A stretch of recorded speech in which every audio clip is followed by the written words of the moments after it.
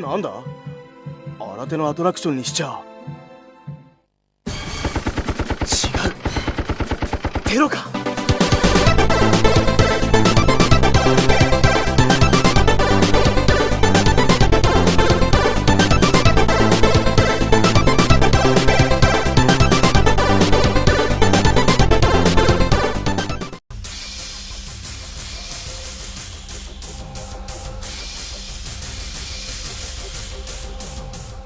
Back in the early 90s, when we saw this incredible push to make video games leap into the third dimension, there was quite a few genres that ended up taking a backseat. Beat-em-up games, for instance, really seemed to vanish more and more, or change and evolve into new kinds of games like Dynasty Warriors or very much the new Batman Arkham Asylum games. But in the early days of the PlayStation, beat-em-ups have kind of hit a plateau that wasn't really improved with 3D graphics. And one such game that really took the winds out of the sails for any developer who wanted to make another beat-em-up is this semi-obscure title called Crisis Beat.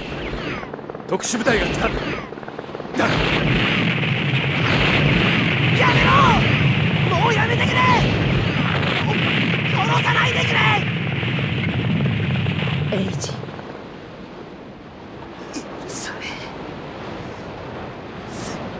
許さねえ。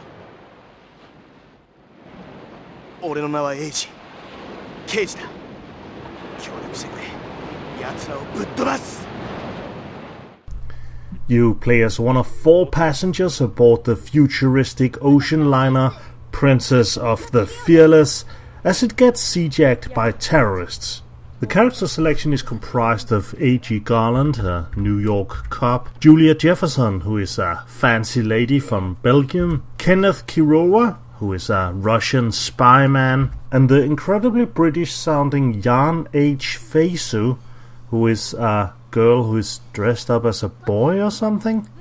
Anyway, they have to beat their way through hordes of terrorists just to discover that their real goal is to kidnap a little girl and use her as an ingredient to launch some kind of super weapon that will wipe out the world, or something. Because by the time you get to that point, you kinda stop caring. Now you think taking down a terrorist super organization would be difficult, but it's almost easier done than said. And that's really the main problem with the game. The enemies just don't put up that much of a fight. They don't seem that interested in ganging up on you like they do in so many other beat-em-ups. And you'll even come across enemies with guns and grenade launchers who will miss when they finally do decide to shoot at you. But maybe that's for the best, since they do take most of their shots from off-screen, and it would feel incredibly cheap if you got killed that way.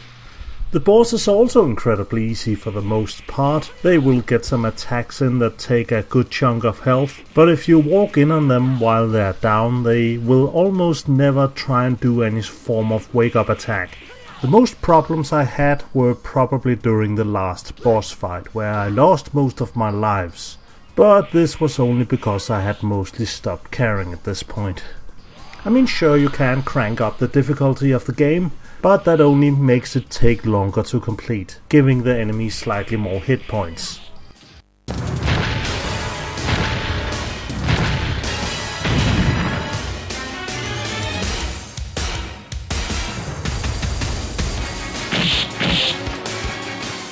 While you do have a dash button and 2 attack buttons, and you can mix and match your combos that way, there are incredibly few items to use in the environment. There are tables and benches that you can flip up and over at the enemies, but for the most part these are placed in inconvenient positions where you can't really target anyone.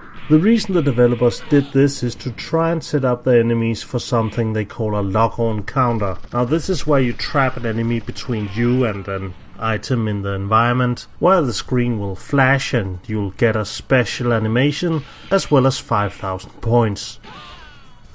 For a mediocre game such as this, one redeeming factor would almost have been bad voice acting, but unfortunately that isn't really the case with this game.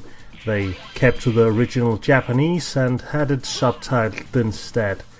As far as I can tell, there's only really a single typo in the nonsensical subtitles, and it's not really anything that is super funny. I really like playing games that are so bad that they are good again, but unfortunately Crysis Speed is just boring. So if you want to play an early 3D polygonal brawler on the PlayStation 1, then maybe stick to Fighting Force instead.